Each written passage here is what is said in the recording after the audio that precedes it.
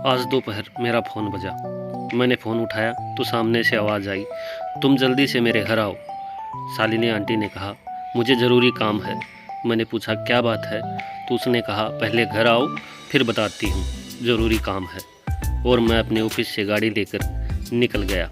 मैं 3-4 घंटे में ही पहुँच गया। मैं घर के अंदर गया तो रूपा बैठी थी, जो देखने में उदास लग रही थी।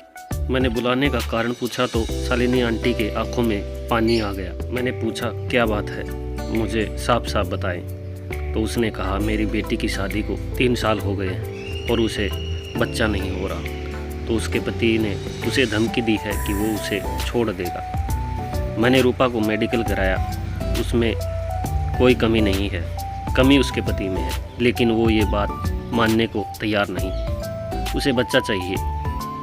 एक तुम ही हो जो रूपा को बच्चा दे सकते हो। मैं कैसे कर सकता हूँ, मैं कुछ समझ नहीं पा रहा था। मैं थोड़ी देर में आता हूँ कहकर घर से निकल गया। मैं एक बार में जाकर शराब पीने लगा और अपनी बीती ज़िंदगी के बारे में सोचने लगा। एक बार मेरा एक्सीडेंट हो गया था तो रूपा के पापा ने मेरी जान बचाई थी। उनका ये एहसान मैं ज़िंदगी भर नहीं भूल सकता। और तभी हमारी जान पहचान हुई थी। आज वो हमारे बीच नहीं रहे, उनका इस दुनिया में और कोई नहीं, तभी वो मुझे अपना मानते थे। मैं शराब पीकर वापस गया तो वो मुझे देखकर बहुत खुश हुई और रात में आंटी रूपा को मेरे कमरे में छोड़ गई। वो पास आकर बेड पर बैठ गई। मैंने उसका हाथ अपने हाथों में लिया और बेड पर लेट गया। मैंने उसकी आंखों में देखा तो वो शर्मा गई और मैंने उसके माथे पर किस किया तो उसने अपनी आंखें बंद कर ली और मैंने उसके कपड़ों को उतारना शुरू कर दिया और अपने भी।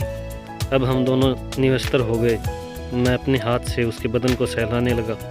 फिर वह उत्तेजित हो गई और मैं भी जोश में आ गया, क्योंकि उसकी मुनिया से मेरी नज़र हट नहीं रही थी।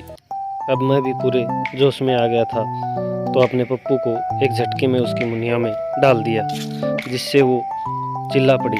हम दोनों ही चरम सुख का आनंद उठा रहे थे और मैंने धीरे धीरे अपनी स्पीड बढ़ा दी और मैंने कस के रूपा को पकड़ लिया। अब मेरा छूटने वाला था और मैंने 8-10 झटके ज़ोर ज़ोर से मारे और उसकी मुनिया को लबालब भर दिया।